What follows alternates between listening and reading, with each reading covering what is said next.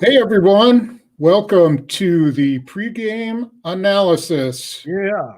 between myself and Mr. LeRoy Butler, our extra version of 5 questions.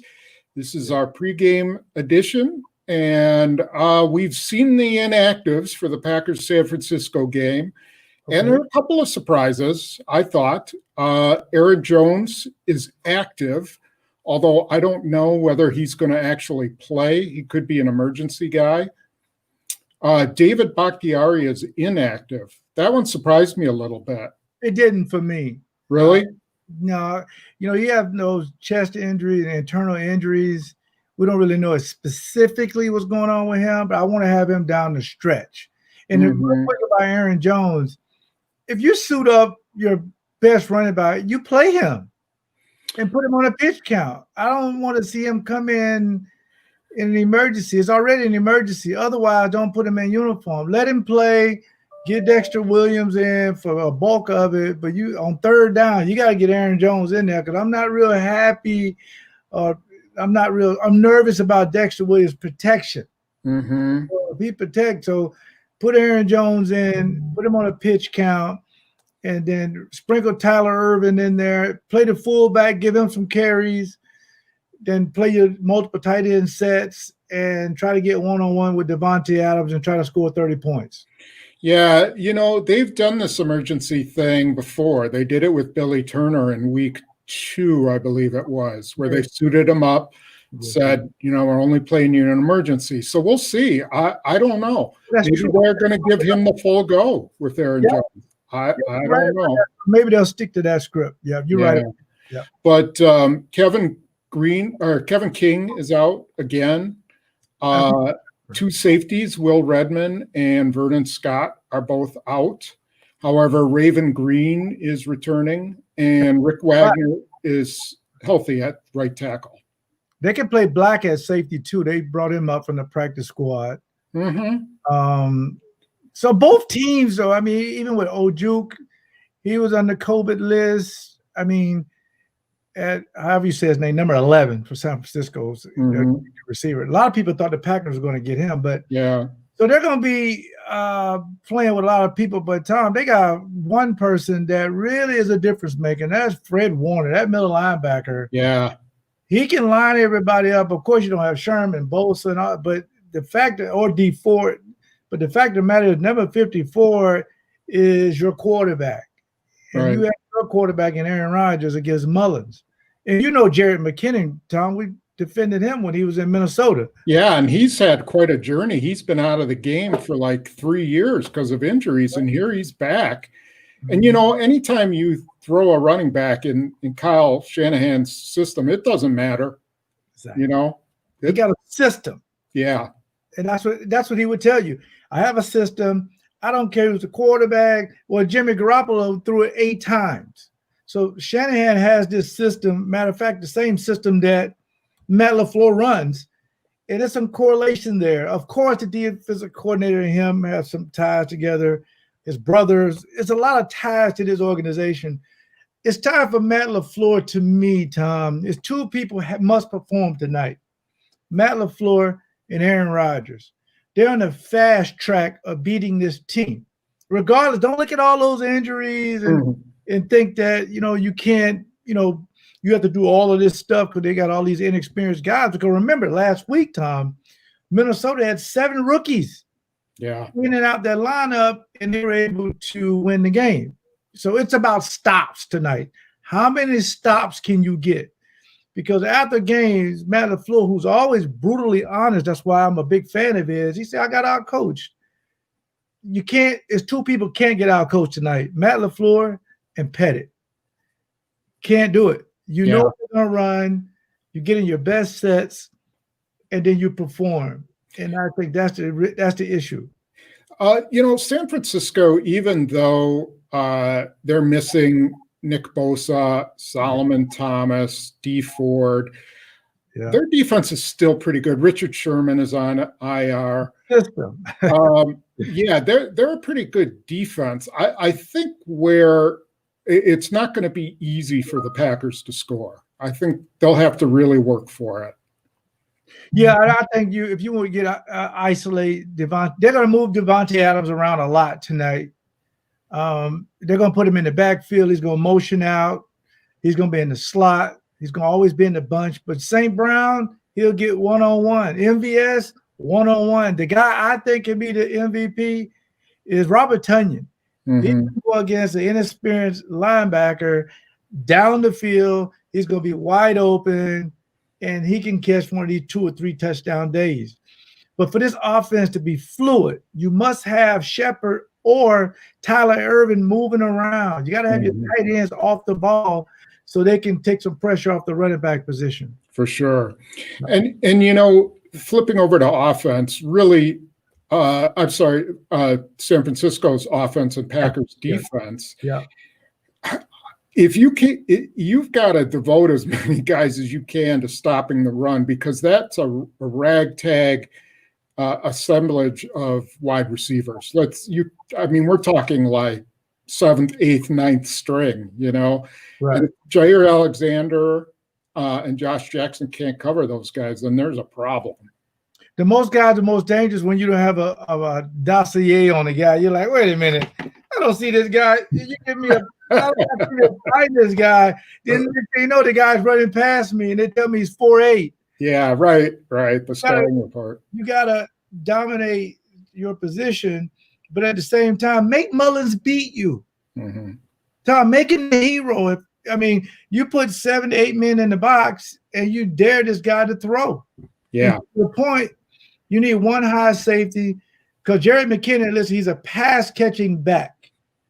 He's an east-west guy, but if he gets out, he doesn't have Raheem Mostert's speed, but he has some elusiveness to kind of get out in space, and that's all they want to do. If you're the Packers, the main thing tonight, tackling.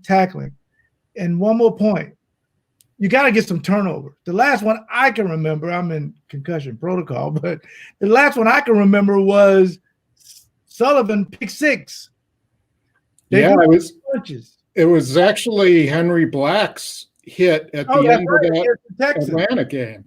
Yes. But think about it. They haven't had an interception since, I believe it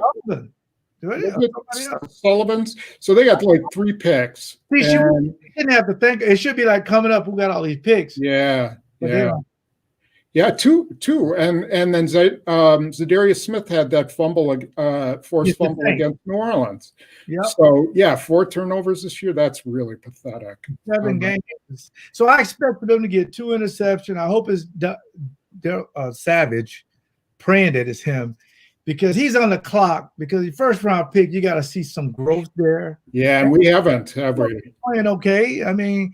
He plays hard. He may be limited in some of his skills, but that guy can play, man. He's been playing well at safety, but again, he misses a lot of tackles. Man, I think that was kind of a head scratcher when I asked Pettit about getting to one-on-ones or something. You got to be a tackler, not a hitter. You got to get the guy on the ground. Be a grabber. Just get him down. And I was going to ask you this, and I think I'm going to hold it to after next week. Do you think they made a mistake not re-signing Blake Martinez, a guy that wasn't real athletic, but he was a great leader, and he made the tackle. It was 10 yards down the field, but he made a lot of tackles. He didn't miss a lot. He's in a different system now with the Giants. Totally. And he looks pretty good. I don't know if you've watched any of the Giants games. Oh, yeah. Yeah, he's a Packer. I've been watching him. He's got more of a defined assignment there, and it's tough to play inside linebacker in Pettin's system. They give a lot of freedom to those guys up front, and so you don't know exactly where you're going every time. You're supposed to know, and it's designed that way, but you don't know if all of a sudden Zadarius Smith is going to take his guy inside, and then you got to loop around and get it. So it's not an easy position to play. It is, and I think fans know that. You got 2 babies in there. Kamal Martin, who's, he would have been, but he's in COVID. He's not going to play. But, Chris Barnes, and then you got, Summers. Yeah. James Burgess has got a possible. You could put Green down there if you want. I mean, Yeah. but I don't know how healthy he is. Or Henry Black, you might have to put him down there. Black down there. I mean, so they played a lot of base last week. So, Tom, we have to see. I don't think they'll play a lot of base because Jared McKinnon's elusiveness, because they like to throw him the football. So we'll see. Yeah, and no George Kittle, so they don't have to worry about him. Aggravated Jordan Reed. Yes, Jordan Reed's back. Yes, he's always often injured when he was in Washington, But when he's healthy, he's a very viable, candidate. Him and Dwelling, I think, the tight end. Dwelly, yeah. He's a very capable tight end. And don't forget about Usage, the fullback. They'll figure out some way to use him too. He is their Josiah DeGuara. Yes. But I expect the Packers to win the game. I mean, if they score 30 points, they're undefeated. It's just when you score under 30 points. So I did my prediction already, so people can get in 5 questions. But I expect for it, another thing that can make it an even game, they had 9 penalties. Yeah. Can't have any penalties. Yeah, holding call. Bad team, something to build off of.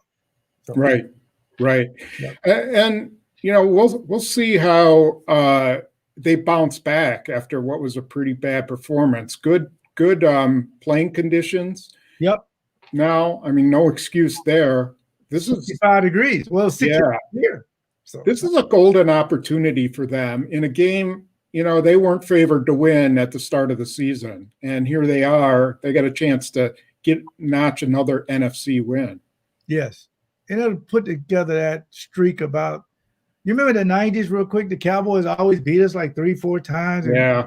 We had to beat this team to get to the Super Bowl. And then we beat them in Lambeau Field, and people discounted it because we got them at Lambeau Field. But they still had Aikman, they still had Irvin, and they had Troy Aikman, so it still counted.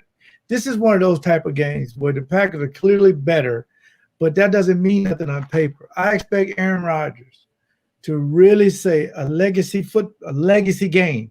I won this game with no running backs, with all these guys. It was like the COVID Bowl, but I stood strong and I beat this team. I'm expecting 354 touchdowns type stuff. Okay. That's what I think he can do. All right. That's asking a lot, but no, it's not. Right. You got that right. Yeah. Yeah, beat this team. Just going to check with Bill. Do we have any questions, or are we no questions today? Yeah, so, that's fine. I can thank my sponsors, and we can wrap. Yeah. People are probably out and getting their food out of the smoker and call them pick up food and stuff like that. But I want to thank the Jewelry Center, of course. Dean Murray is amazing. Go to shoptjc.com. Ivanhoe's Pub and Eatery, that's in Racine area. You can call and pick up food from there.